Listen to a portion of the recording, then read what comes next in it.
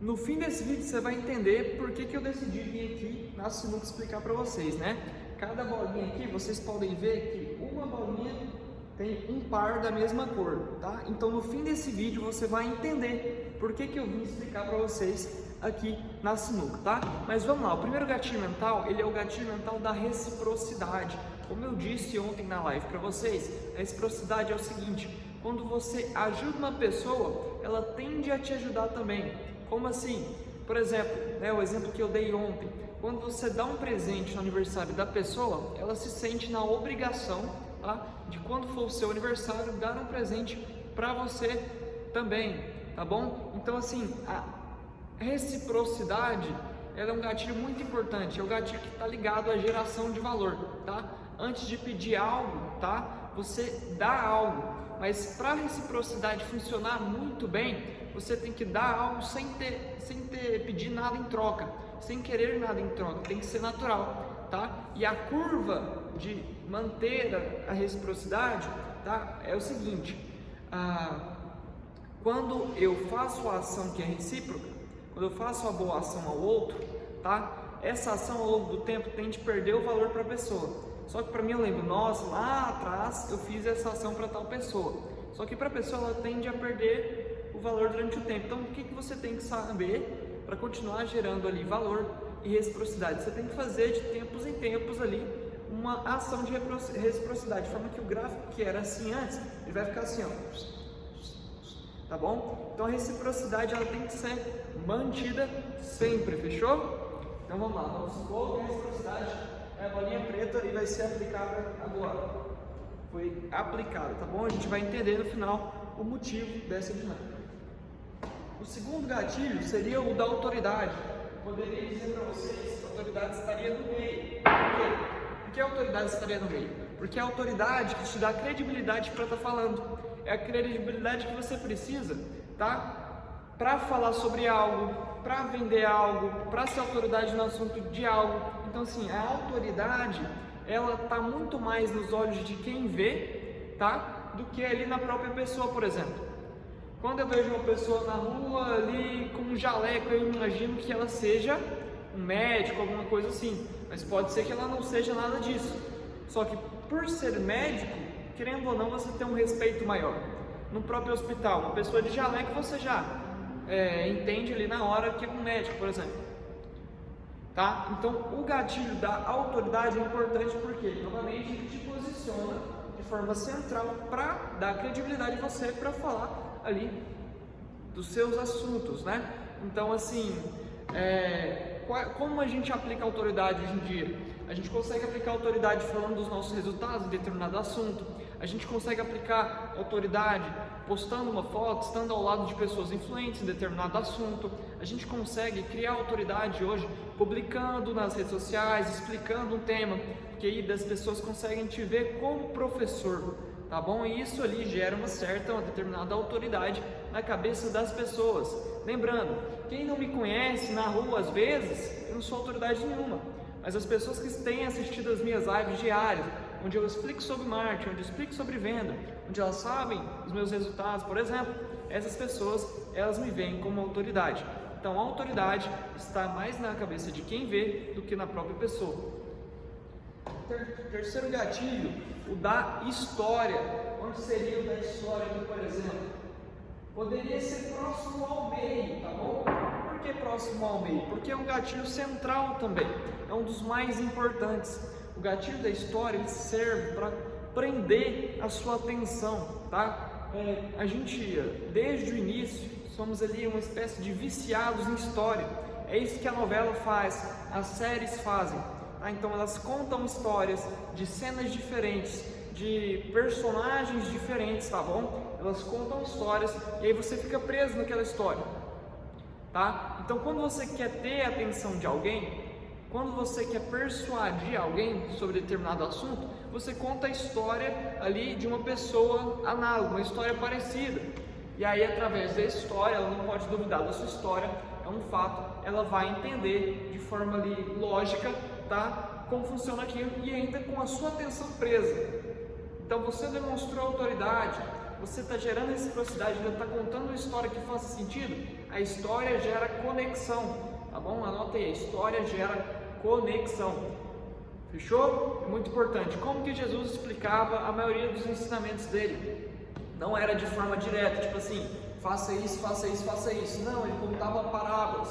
Então até hoje a gente lembra ali das histórias, desde que a gente ia lá atrás, que os nossos pais contavam pra gente, ou ali na própria igreja, na catequese, por exemplo, filho pródigo, todas essas histórias a gente conhece, a história de Noé, tá? E lembra, porque a gente prestava atenção naquilo, tá? Então história ali, quando você quer a atenção de alguém, você vai contar uma história para essa pessoa. Vamos lá, quinto gatilho, tá? É o gatilho da comunidade. Vou colocar aqui algumas linhas juntas,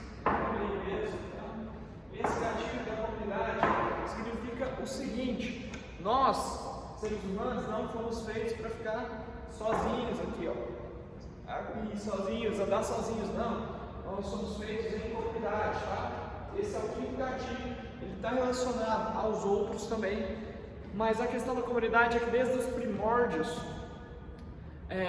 lá dos homens das cavernas, onde você precisava ter abrigo e comida, tá? Abrigo e comida. Se você não tivesse comida, você estava ferrado. Se você não tivesse abrigo, você também, a probabilidade de você morrer era muito grande, tá? Então, assim, existia uma vida em comunidade e isso veio instalado desde nós. Por que esse gatilho está muito relacionado com reciprocidade? No mesmo exemplo do homem das cavernas, se um dia faltava comida para o João, lá do homem das cavernas, o Mateus, ele desce um pedaço da comida dele. No outro dia, se o Mateus não tivesse a comida, o João poderia dar para ele e a chance dele sobreviver seria muito maior, tá bom? Então, assim, reciprocidade junto com comunidade, tá? O senso de tribo, o senso de pertencimento de tribo, inclusive, é muito utilizado pelas maiores marcas do mundo, tá? Apple, que mais? A Harley Davidson. Procurem como tarefa de casa aí, manifesto Apple, manifesto da Harley Davidson. É notório como eles conseguem trabalhar essa questão de tribo, valores semelhantes, comunidade, tá? Nós, seres humanos, fomos feitos para viver em comunidade. Gatilho da prova. Como é que é? Mata a cobra e mostra o taco de sinuca. É isso mesmo. Você prova, você precisa, vamos lá. Eu, Flávio, já fiz mais de 40 lançamentos, já fiz ali múltiplos milhões em resultado digital, mais de 3,7 milhões, eu não lembro mais quanto, mas a prova, qual que é a prova, né? Então vem prova para vocês. Essa prova, ela pode ser ali uma prova lógica, uma prova argumentativa, aí você fala, nossa, que coisa fora, assim, além, fora desse mundo, né? Como que você fez isso? Eu vou falando, eu fiz 40 lançamentos. Lançamento é um sistema de vendas, onde você gera audiência, cria consciência de um problema nessa audiência, cria consciência de uma solução nessa audiência, cria consciência de um produto nessa audiência, ao mesmo tempo diminui o nível de objeções. E aí, nesse sistema de vendas de lançamento, existe um pico alto de vendas, porque tem muitas pessoas te assistindo, e no marketing digital existe escala e margem de lucro. Então aqui eu dei um argumento lógico de como foi possível atingir esses resultados. Prova. Matar cobra, mostra o taco de sinuca. Beleza. Agora, o segundo, prova social. Como funciona ali a prova social? É semelhante? É, mas não é a mesma coisa. Aí você me pergunta, mas qual que é a diferença de prova e prova social? Prova social é o seguinte, em vez de eu, Flávio, falar que fiz tal resultado, vem ali o meu aluno, que eu ensino ele a fazer lançamento, e meu aluno, vou dar exemplo aqui do Franz. O Franz ali já faturou mais de 1 milhão com no mesmo ramo que eu, tá? E ele foi meu mentorado. E aí o Franz vai falar, nossa, foi muito bom ter aula com o Flávio me ensinou, e eu consegui, né, fazer ali, ter um resultado de mais de 1 milhão de faturamento em infoproduto. Ou seja, isso é uma prova social, está fazendo uma prova social de que sim, eu sou ali, eu sou bom, eu ensino bem, e ele também conseguiu atingir aquele resultado e não só eu, né? Então foi ali uma espécie de sorte, porque existe um método que eu passei para ele também, tá? Outro exemplo de prova social, você vai ali numa rua, tem 2 bares, ambos semelhantes, bonitos, só que um bar está vazio e no outro bar está cheio de pessoas na fila, tá? Isso inclusive é uma técnica que muitas boates utilizam. Qual que você tende a ir? você tende a ir no bar que a fila está grande. Por quê? Porque nós seres humanos, novamente, tendemos, tá, a escolher um caminho onde a maioria já decidiu por ele. Tá? O que é um gatilho mental? Às vezes a gente não vai ter tempo para pensar. Vou dar um exemplo para vocês. Tempo para pensar, pensar no que e por que tal coisa acontece. Vou dar um exemplo aqui de uma manada. Tem uma manada de búfalos ali no pasto. Aí um búfalo vai sair correndo do nada. O búfalo vai parar lá e vai pensar assim: nossa, nem sei se eles sabem pensar, né? Mas por que ele está correndo? Será que eu vou correr? Não, ele vai pensar assim. Ele vai sair correndo e depois que ele correu, ele vai descobrir: caraca, beleza, eu corri, mas não estava acontecendo nada. Aquele búfalo simplesmente era maluco e saiu correndo. Mas ele não vai esperar pensar e descobrir o que e por que está acontecendo aquilo para agir. Nós seres humanos somos assim também. Então o gatilho mental ele serve para acelerar a nossa tomada de decisão. A gente não precisa pensar por que aquele bar está vazio. A gente vai direto no outro. Isso tudo de forma inconsciente. Agora que vocês estão entendendo, claro que a gente vai ser de forma mais consciente, mas isso funciona de forma consciente, tá bom? Gatilho da escassez, eu coloquei aqui, ó, essa bolinha, tá? Bem na boca, tá? A gatilha da escassez é um dos últimos gatilhos que a gente vai aplicar no sistema de vendas de lançamento, que é o seguinte: depois que a gente aplicou todos os outros, reciprocidade, autoridade, comunidade, tá? A gente vai aplicar o da escassez. A gente faz uma determinada oferta por um tempo limitado. Por exemplo, já um exemplo prático, né? Mas qual que é o fundamento da escassez? O fundamento da escassez é o seguinte: nós, seres humanos, tendemos a valorizar aquilo que é escasso. Há muito tempo atrás, o alumínio ele era escasso, tá? O alumínio. Existiam até estátuas de alumínio.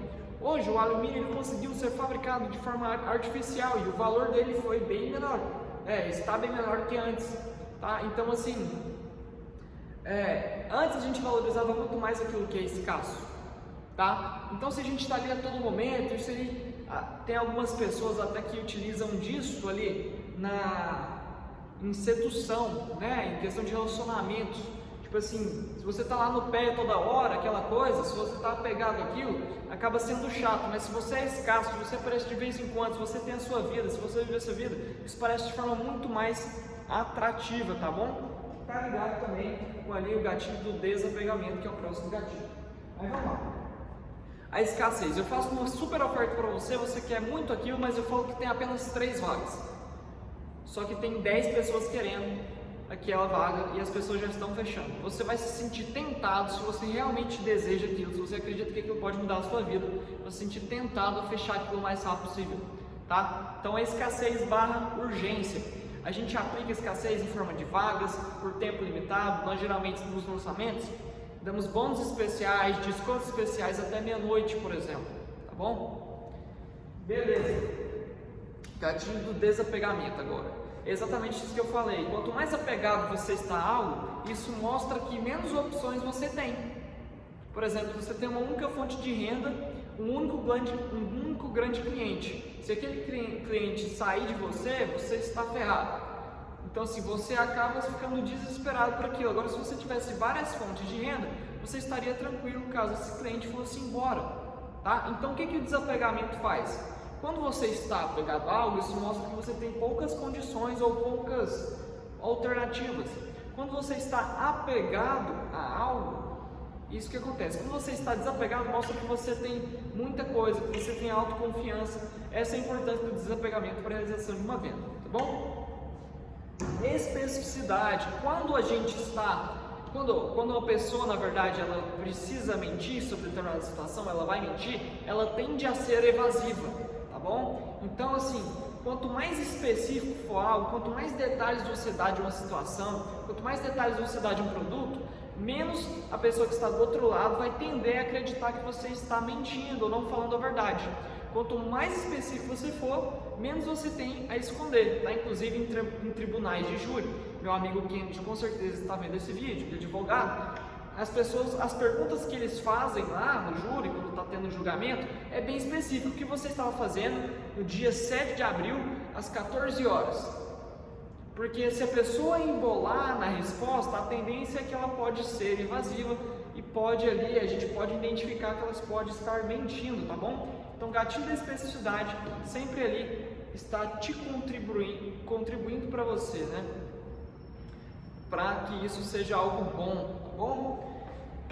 Batemos 15 minutos de vídeo agora, a promessa era essa, inclusive batemos também os 10 gatilhos mentais, vou revisar com você. Existem inclusive mais, eu acho que ali uns 21 gatilhos mentais diferentes e importantes, tá bom? Mas eu separei os 10 principais que na minha opinião você não pode deixar de aplicar. Reciprocidade, autoridade, história, antecipação, comunidade, prova social, escassez, urgência, desapegamento e especificidade, tá bom? Então, novamente, nós temos ali outros gatilhos mentais. Temos gatilho da similaridade, temos gatilho do evento, temos gatilho da conversa, temos ali mais gatilhos mentais. Então, eu quero o seguinte, eu quero que, se você gostou desse vídeo e quer mais um vídeo para explicar esses outros gatilhos mentais que são poderosíssimos, para te ajudar a influenciar pessoas, comenta aqui, eu quero o próximo vídeo, tá? Eu quero a continuidade, a parte 2, que aí nesse próximo vídeo eu vou explicar para vocês esses outros gatilhos mentais. Vamos lá, evento, conversa e entre outros. Tem ali mais, ali por volta de uns 5, 7 gatilhos mentais. Eu sei que no total existem 21, né? Mas se você quer a parte 2, comenta aqui, eu quero a parte 2, tá? O vídeo de hoje foi isso, eu espero que vocês tenham gostado, tá bom? Se você ainda não me segue no Instagram, me segue lá, eu sou Flávio Sintra, Flávio_Sintra. Lá eu ensino técnicas de marketing, empreendedorismo, persuasão, entre outros. Fechou? Valeu pela audiência hoje, pessoal. Matou!